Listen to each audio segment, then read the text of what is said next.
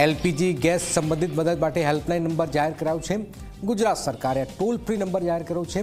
મદદ માટે 1800-233-0222 ફરીથી આપણે જાણું 1800-233-0222 પર આ સંપર્ક કરી શકાશે।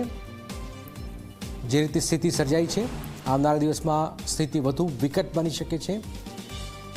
હિતલ અમારી સાથે જોડાય છે ગાંધીનગરથી। હિતલ, આ નંબર જાહેર કરાયો છે, આનાથી કયા પ્રકારની સમસ્યા દૂર કરી શકાશે?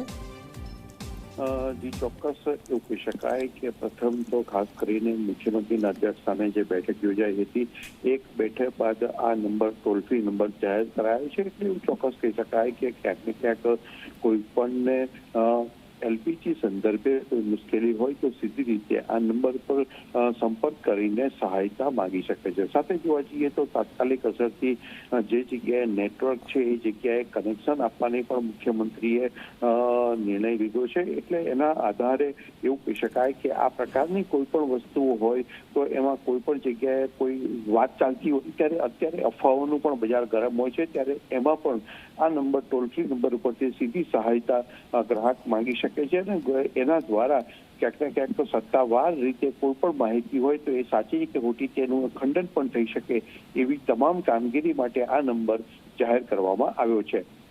બિલકુલ, આ ખૂબ જ મહત્વપૂર્ણ જાણકારી હિતલ આપી રહ્યા છે, જેમાં 1800-233-0222 આ નંબર પર કોલ કરી શકાશે।